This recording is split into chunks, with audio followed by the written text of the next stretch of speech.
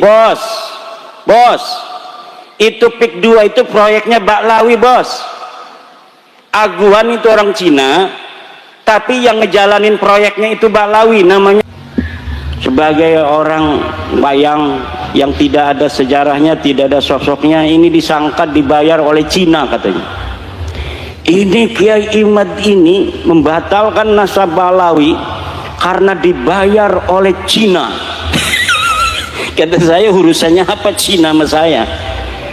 Apa untungnya Cina itu sama batalnya nasab Baklawi?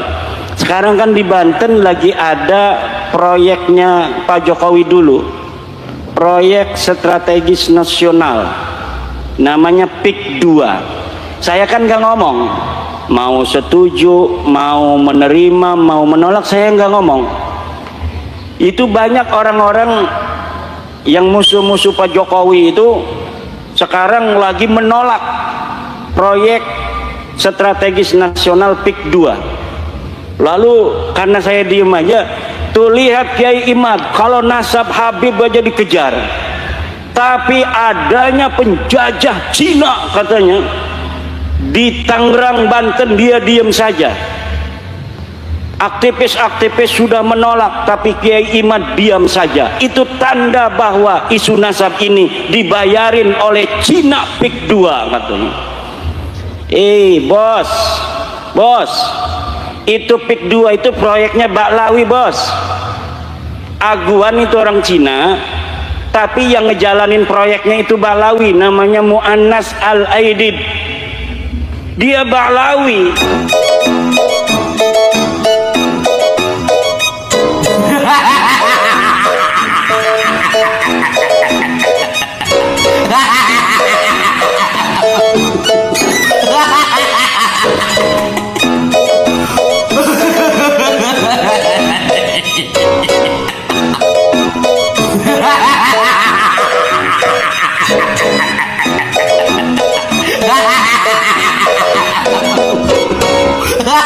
Ya Habib, kalau saya ngelihat Baklawi saya langsung nolak.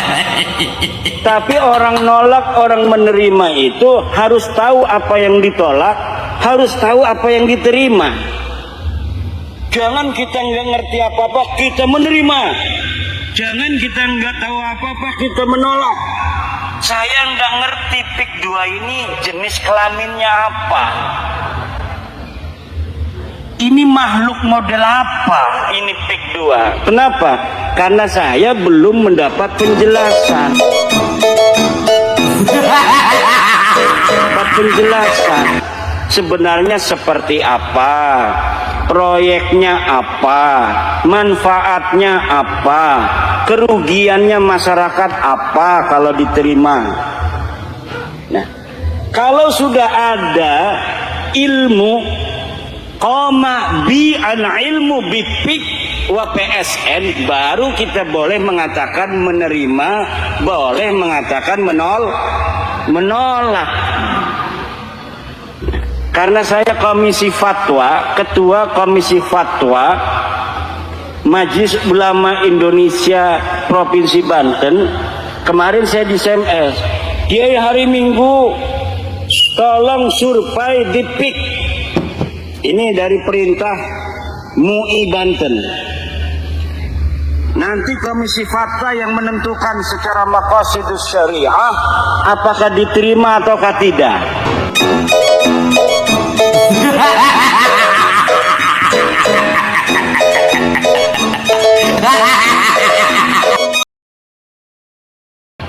Kata saya, buat apa kalau kita terjun ke lapangan tapi tidak tahu master plan-nya apa?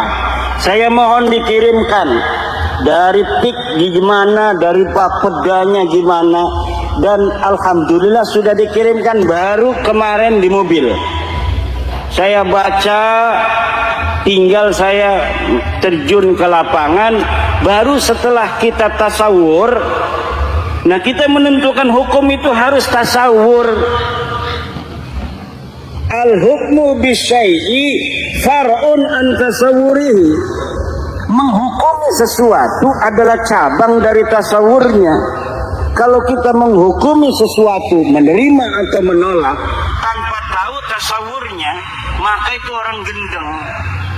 Tasawurnya dulu, tasdiknya dulu, lalu bagaimana manfaatnya, mudaratnya kita timbang secara maqasidus syariah, baru kita menentukan sikap.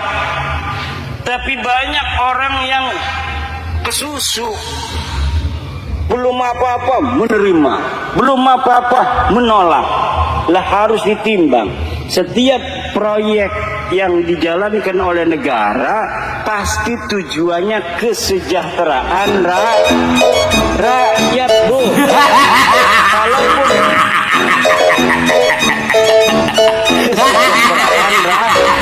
rakyat, Bu, kalaupun ada di bawah itu hal-hal yang tidak sesuai dengan aturan, itu teknis lapangan, harus diselesaikan secara lapangan.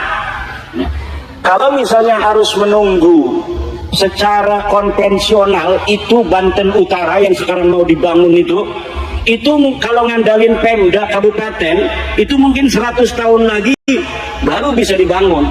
Makanya ibu-ibu, kalau ada pembangunan dari pemerintah, terima dulu, nanti dilihat madarat manfaat, jangan nolak saja, nanti nggak maju-maju. Pak Camat mau bikin jalan, ini apa nih tujuan Pak Camat? Kita tolak. Karena mungkin Pak Camat ini mau nyari untung. Jangan begitu. Maslahatnya buat rakyat, maslahatnya buat masyarakat.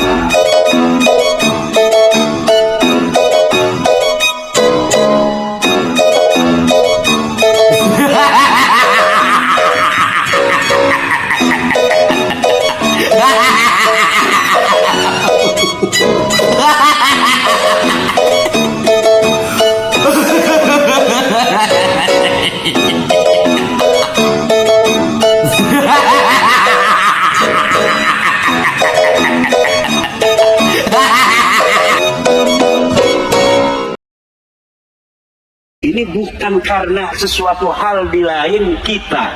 Ini adalah intern Nahdlatul Ulama. Karena yang masih percaya Habib putune Nabi ku ya cuma NU. Wong liyan mau wis ora percaya Habib iku putune Nabi sing jaman bengen. Muhammadiyah iku ora percaya Habib putune Nabi sing bengen. Makanya Muhammadiyah sugih 300 triliun duit-duite gak. Muhammadiyah duit-duite 300 triliun, Bapak. Al-Irsyad orangnya sekarang intelek. Kenapa Al-Irsyad itu intelek, kaya? Karena mereka sing bengen wis ora percaya Habib putune Nabi. Lah wong NU masih makainen bae.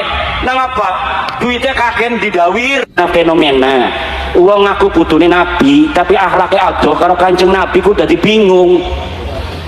Lah lamun kita ngedeleng Gus-Gus ki ya, anaknya kiai akhlaknya kayak kiai. Tawadu ngajine kewakel sampai diajarinnya kedudukan apa dilempar ning pondok sejen. Supaya apa dilempar ning pondok sejen? Supaya ngerasani premen dadi santri, mangan asalana, turu asal turu, ngising asal ngising. Iku santri.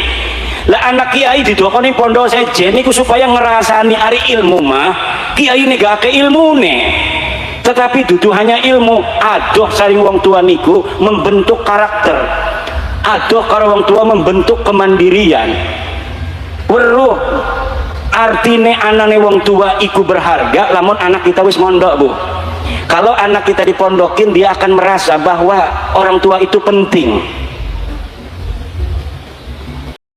Assalamualaikum warahmatullahi wabarakatuh. Untuk seluruh netizen, mobil khusus para bruter, buat VT semenarik mungkin, pertanyakan sikap Kiai Imaduddin kenapa beliau belum speak up terkait masalah PIK 2. Kita minta beliau speak up, tidak minta beliau untuk sepemikiran dengan kita. Artinya mau beliau mendukung atau menolak, intinya speak up. Pertanyakan sikap beliau kenapa masih diam. Itu yang pertama. Mobil khusus ini untuk seluruh rakyat Banten. Sadarlah bahwa kita ini harus bersuara minimal di media sosial, bersuara rakyat Banten. Dan buat seluruh netizen khususnya Mbruter, buat konten Anda bermanfaat minimal untuk rakyat Banten. Mbruter dan seluruh netizen, Anda punya kesempatan membela rakyat, Anda punya kesempatan menyuarakan rakyat Banten. Maka buat konten Anda semenarik mungkin, suarakan bahwa rakyat Banten keberatan terhadap PIK 2. Bantu kami biar konten Anda bermanfaat. Semoga kita bisa saling memberikan manfaat. Sekali lagi, pertanyakan sikap Kiai Imaduddin, kenapa mereka diam. Kemudian yang kedua, pertanyakan juga rekan-rekan yang ada di FP, kenapa mereka belum bersuara juga ini. Biasanya soalnya yang paling lantang menolak ketidakadilan dan kemungkaran itu biasanya mereka. Untuk pembesar-pembesar FP,